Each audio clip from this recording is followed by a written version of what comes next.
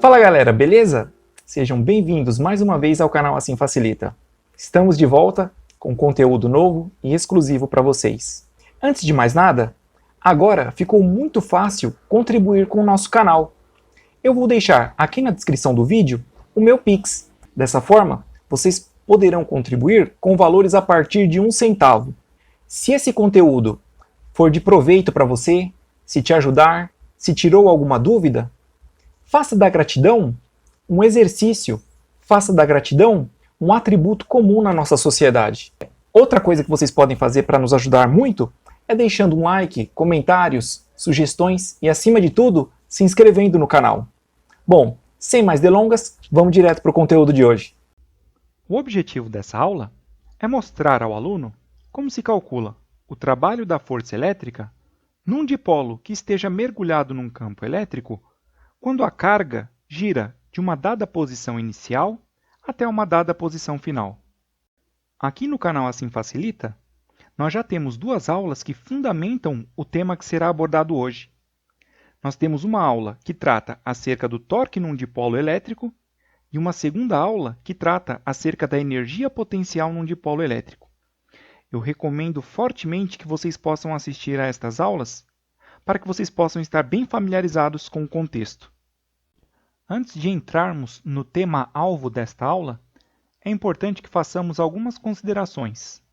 Vamos a elas. Primeiro, para o cálculo do trabalho de uma força conservativa, é fundamental conhecer a energia potencial associada a um corpo numa condição inicial e também numa condição final. Segunda consideração, a energia potencial associada a um corpo numa dada condição só pode ser determinada se há uma referência nula estabelecida. Algum aluno pode se sentir intimidado quando entra em contato com termos do tipo trabalho, força conservativa, energia potencial, condição inicial, condição final. E é por esta razão que eu reforço aqui novamente para que você possa assistir a aula vinculada à energia potencial num dipolo elétrico, porque estes conceitos foram detalhados nesta aula. Só para dar uma pequena pincelada, o trabalho é energia em processo de transferência. Força conservativa é a força que num percurso de, entre aspas, ida e volta, produz trabalho igual a zero. Exemplos de forças conservativas são a própria força elétrica e a força-peso. Energia potencial pode ser trocada por energia armazenada, dá no mesmo. Se fosse necessário, entre aspas, traduzir essa primeira consideração, eu diria o seguinte: se eu conheço a energia armazenada numa condição, e se eu conheço a energia armazenada numa segunda condição, eu posso inferir qual é o trabalho realizado quando um corpo, por exemplo, vai da primeira condição para a segunda. Se me pedissem para, entre aspas, traduzir a segunda consideração, eu diria o seguinte: ora, se existe um valor numérico para descrever a energia potencial da condição inicial, e se existe um valor numérico para descrever a energia potencial vinculada à condição final, é porque necessariamente existe um marco zero a partir do qual a contagem pode ser feita. Galera, eu vou utilizar aqui uma metodologia de ensino um pouco diferente. Por quê? Estamos interessados no trabalho realizado pela força elétrica. Mas vejam bem, a força elétrica é uma força conservativa tanto quanto é a força-peso. No entanto, por estarmos submetidos à força-peso a todo instante, temos mais familiaridade com esta força. Dessa forma, antes de tratarmos do trabalho da força elétrica, eu vou explorar com vocês um conjunto de situações associadas à força-peso para facilitar a visualização de conceitos que se aplicam exatamente da mesma forma às duas forças. Na primeira situação, nós temos um bloco com 10 kg que está apoiado no chão. Se ele possui 10 kg, o peso dele é igual a 100 newtons. O peso é uma força conservativa, assim como é a força elétrica. Dessa forma, o estabelecimento de uma referência nula é arbitrário. Assim, se for de interesse, podemos dizer que a energia potencial associada ao bloco, ou seja, a energia armazenada no bloco quando este se encontra apoiado no chão, é zero. Na segunda situação, temos o mesmo bloco, porém, ele não está apoiado no chão. Ele está a uma altura de 10 metros do solo. A pergunta que surge é a seguinte: se na primeira condição a energia armazenada no bloco é zero, qual é a energia armazenada no bloco quando ele está a 10 metros de altura do chão? A energia armazenada no bloco, na segunda situação, é igual ao oposto do trabalho da força-peso quando o bloco vai do chão até o ponto considerado. Quando o bloco vai do chão até a altura de 10 metros, o peso está apontando para baixo, enquanto o deslocamento está apontando para cima. Como os sentidos são opostos, a força-peso realiza um trabalho resistente. Trabalho resistente é negativo. Se o trabalho realizado pela força-peso para levar o bloco do chão até a altura de 10 metros é negativo, a energia potencial armazenada no bloco é o oposto, ou seja, é positiva. Agora, qual é a razão da energia potencial armazenada no bloco ser o oposto do trabalho realizado pela força, ou seja, ser o negativo do trabalho realizado pela força? A resposta mais adequada é porque a força-peso é uma força conservativa. Dessa forma, num percurso de, entre aspas, ida e volta, o trabalho é nulo. Em outras palavras, se o trabalho num sentido foi negativo, a energia potencial armazenada tem que ser oposta, ou seja, tem que ser positiva para compensar. Matematicamente, podemos dizer o seguinte: se U é a energia potencial armazenada em relação a uma referência nula, e se W é o trabalho da força realizado a partir desta mesma referência, U é igual a menos W. Vamos resolver agora este problema. Qual é a energia gravitacional armazenada no bloco de 10 kg a 10 metros de altura do chão? Sabemos que U é igual a menos W.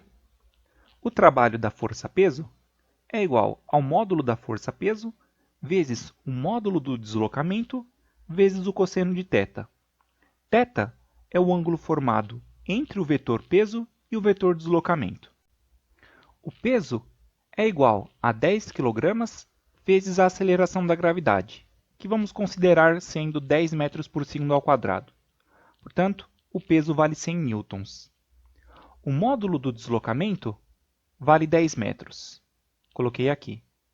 O cosseno de θ vale menos 1. Por quê? Θ é o ângulo formado entre o vetor peso e o vetor deslocamento. Quando o bloco está subindo, o peso está apontando para baixo e o deslocamento está apontando para cima. Portanto, o ângulo formado é de 180 graus. E o cosseno de 180 graus é igual a menos 1. Finalmente, resolvendo a equação, chegamos à conclusão de que a energia potencial gravitacional armazenada no bloco em relação à referência nula vale 1000 joules. Agora, se resolvermos o mesmo problema, porém para uma altura de 20 metros, chegaremos à conclusão de que a energia potencial gravitacional armazenada no bloco em relação à referência nula seria de 2000 joules, comprovando, dessa forma, que quanto maior a altura, maior a energia potencial gravitacional armazenada no bloco. Galera, agora vamos imaginar a seguinte situação. Vamos considerar o mesmo bloco que foi apresentado anteriormente e vamos supor que ele caiu da altura de 20 metros até a altura de 10 metros. Nestas condições, Qual foi o trabalho da força-peso? Pelo método tradicional, podemos fazer o seguinte: o módulo da força-peso vezes o módulo do deslocamento vezes o cosseno de θ, sendo θ o ângulo entre os dois vetores. Resolvendo, teremos que o trabalho para a situação proposta vale 1000 joules. É possível chegar no mesmo resultado através de um segundo método, e este segundo método de fato nos interessará. Para aplicarmos este método, teremos que saber o seguinte: a energia potencial associada ao bloco quando ele está em 10 metros e a energia potencial associada ao bloco quando ele está em 20 metros. Dessa forma, se quisermos conhecer o trabalho da força-peso quando o bloco cai de 20 metros até 10 metros, teremos que fazer o seguinte: o negativo da energia potencial final menos a energia potencial inicial. A equação para o método 2 pode ser expressa como sendo W igual ao negativo de ΔU, ou W é igual ao negativo de UF menos UI, sendo UF a energia potencial final e UI a energia potencial inicial. ΔU é a variação da energia potencial. Substituindo a equação pelos valores que tínhamos encontrado anteriormente, temos que o trabalho da força-peso para levar o bloco de 20 metros até 10 metros é igual a 1000 joules. Para o peso, o trabalho da força é igual ao negativo da variação da energia potencial. Se isso é válido para o peso, também o será para a força elétrica, porque as duas forças, como já dissemos algumas vezes, são forças conservativas. Na tela, temos um dipolo elétrico mergulhado num campo elétrico que está representado em dois momentos diferentes. Em cada um dos momentos, há uma energia potencial que pode ser associada ao dipolo. Aluno, se neste momento você tem dificuldades para enxergar que para uma dada configuração do dipolo elétrico há uma energia potencial associada, é muito recomendável que você pare aqui e vá assistir a nossa aula sobre energia potencial num dipolo elétrico. Lá, inclusive, demonstramos como quantificar esta energia. Na aula sugerida, foi demonstrado que a energia potencial associada a uma dada configuração de dipolo elétrico é igual ao negativo do módulo de campo elétrico vezes o módulo de dipolo elétrico vezes o cosseno de θ, onde θ é o ângulo formado entre o campo e o momento de dipolo. Assim, a energia potencial associada a uma configuração inicial de um dipolo é igual a menos E vezes P vezes cosseno de θ inicial. A energia potencial associada a uma configuração final de um dipolo pode ser calculada como sendo um negativo de E vezes P vezes cosseno de θ final. Como somos capazes de determinar um valor numérico para a energia potencial final e também para a energia potencial inicial, o negativo da diferença entre elas será numericamente igual ao trabalho da força elétrica realizado num dado giro do dipolo elétrico. Galera, encerramos aqui mais um conteúdo e eu espero que tenha sido bastante proveitoso a todos vocês. E agora temos uma novidade. Vocês podem seguir a gente lá no Instagram. Temos material de apoio, novidades, bastidores, enfim, informações que vocês podem gostar. Agora no YouTube, vocês podem deixar também um like, comentários, sugestões e se inscrever no canal. Vai ser de muita ajuda. E também não se esqueçam de compartilhar com os colegas de sala, porque a sua dúvida pode ser a do seu colega também.